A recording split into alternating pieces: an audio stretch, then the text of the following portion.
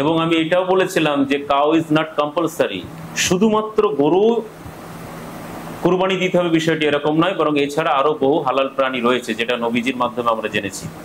এবং আমি আরো বলেছিলাম prevention is better then treatment, অর্থাৎ রোগ হওয়ার আগে যদি আমরা সেটার প্রতিকার করি সেটা হচ্ছে উত্তম, সচেতনতামূলক জীবনযাপন করা।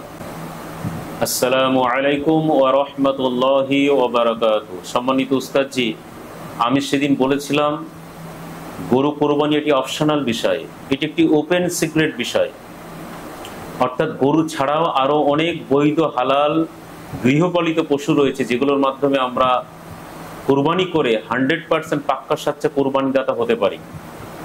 এবং আমি এটাও বলেছিলাম যে কাউ ইজ নট কম্পালসারি, শুধুমাত্র গরু কুরবানি দিতে হবে বিষয়টি এরকম নয়, বরং এছাড়া আরো বহু হালাল প্রাণী রয়েছে যেটা নবীজির মাধ্যমে আমরা জেনেছি। এবং আমি আরো বলেছিলাম prevention is better then treatment, অর্থাৎ রোগ হওয়ার আগে যদি আমরা সেটার প্রতিকার করি সেটা হচ্ছে উত্তম, সচেতনতামূলক জীবনযাপন করা। ঠিক এক্ষেত্রেও তাই, অর্থাৎ আমরা যে বিষয় নিয়ে এত সেদিন চিন্তা ভাবনা চুল ছেঁড়া বিশ্লেষণ করছিলাম সেটা হচ্ছে ওপেন সিক্রেট বিষয়, গরুকে নিয়ে যাতে কোনো সমস্যা না হয়। তাই আমি বলেছিলাম যেখানে প্রতিকূল পরিবেশ আছে সেখানে আমরা যদি অন্যান্য হালাল প্রাণীদের কোরবানি করি সেটাই উত্তম হবে। কিন্তু আপনি এমন ভাবে একটা অরাজকতার পরিবেশ তৈরি করলেন, হইহট্টগোলের পরিবেশ তৈরি করলেন যেন মনে হচ্ছে শুধুমাত্র গরু কোরবানি করা ফরজ। এখন আমার প্রশ্ন, সম্মানিত উস্তাদজি, যদি শুধু গরু কোরবানি করা ফরজ হয় তাহলে যে সমস্ত দেশে গরু পাওয়া যায় না সেখানকার মানুষরা কি কোরবানি করবেন? এবং আমাদের ভারতবর্ষে যে সমস্ত রাজ্যে গরু জবাই আইনিভাবে নিষিদ্ধ সেখানকার মানুষরা কি কোরবানি করবেন? এবং আমাদের পশ্চিমবঙ্গে যদি কখনো সরকার চেঞ্জ হয়, গরু জবাই নিষিদ্ধ হয়, তাহলে আমরা কি কোরবানি করব? অর্থাৎ আপনার কাছে গরু কোরবানি করা আগে না মুসলমানদের জানমাল নিরাপত্তা আগে?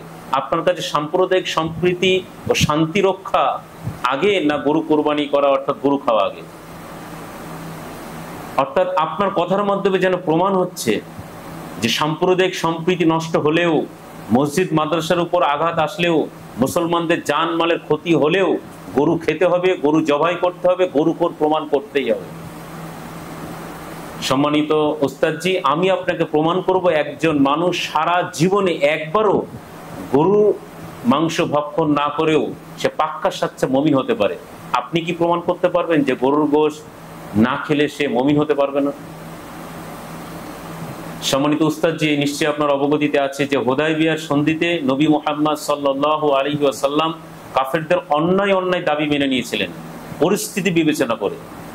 অর্থাৎ যে কারণে আমাদের মসজিদ মাদ্রাসার উপর অ্যাটাক আসতে পারে, মুসলমানদের জানমালের ক্ষতি হতে পারে, হুমকি ধমকির মুখে পড়তে পারে, অর্থাৎ তিনি যদি কাফেরদের অন্যায় দাবি মেনে নিতে পারেন পরিস্থিতি বিবেচনা করে, আমরা সাম্প্রদায়িক সম্প্রীতি রক্ষা করার জন্য মসজিদ মাদ্রাসার নিরাপত্তা এবং মুসলমানদের জানমালের নিরাপত্তাকে অক্ষুণ্ণ রাখার জন্য সামান্য গরু খাওয়া থেকে বিরত থাকতে পারবো না? প্রতিকূল অবস্থার মধ্যে অনুকূল যেখানে পরিবেশ আছে সেখানে তো কোনো সমস্যাই নেই। সম্মানিত উস্তাদজি, আমরা প্রত্যেকেই জানি 2 এবং 2 যোগ করলে 4 হয় এবং 6 থেকে 2 মাইনাস করলেও 4 হয়। এখন যদি কোনো জ্ঞানী বিজ্ঞ মানুষ বলে যে না আমরা শুধুমাত্র 2 আর 2 যোগ 4 এটার উপরই জোর দেয়, এটাকেই মানবে বলে তারা গো ধরে মানে একগুয়েমি করে, তাহলে কি সেটা অজ্ঞতার বহিঃপ্রকাশ হবে না? অতএব সম্মানিত উস্তাদজি, মহান আল্লাহ আমাদেরকে এই বিষয়টি সম্পর্কে সুমতি দান করুন, বোঝার তৌফিক দান করুন। আমিন। আসসালামু আলাইকুম ওয়া রাহমাতুল্লাহি ওয়া বারাকাতুহু।